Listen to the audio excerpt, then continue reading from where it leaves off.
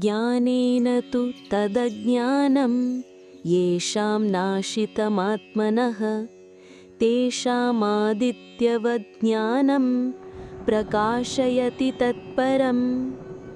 अर्थात किंतु जिनका वह अज्ञान आत्मा के ज्ञान द्वारा नष्ट कर दिया गया है, उनका वह ज्ञान सूर्य के समान उस परम तत्व यानी परमात्मा को प्रकाशित कर देता है।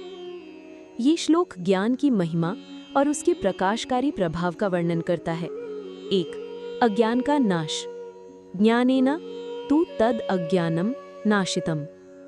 तू शब्द पिछले श्लोक से एक विपरीत स्थिति को दर्शाता है।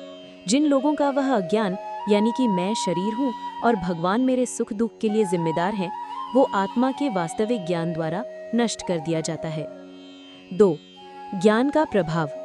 आदित्यवत प्रकाशयति। उन लोगों के लिए क्या होता है? उनका वही ज्ञान आदित्यवत यानी सूर्य के समान कार्य करता है। जैसे सूर्य उदय होते ही रात्रि का सारा अंधकार स्वतः ही समाप्त कर देता है और सभी वस्तुओं को उनके वास्तविक रूप में प्रकट कर देता है, उसी प्रकार आत्मज्ञान का उदय होते ही अज्ञान का सारा अंधकार मिट जाता है। 3. क्या प्रकाशित होता है? प्रकाशयति तत्परम। इस ज्ञान रूपी सूर्य को किसे प्रकाशित करता है? तत्परम यानी उस परम तत्व को, यानी परम ब्रह्म परमात्मा को। जब अज्ञान का पर्दा हट जाता है तो जीव अपने वास्तविक स्वरूप आत्मा और परमात्मा के साथ अपने संबंध को स्पष्ट रूप से देख पाता है। ठीक वैसे ही जैसे सूर्य के प्रकाश में हम सब कुछ साफ साफ देख पाते हैं। श्लोक का सार।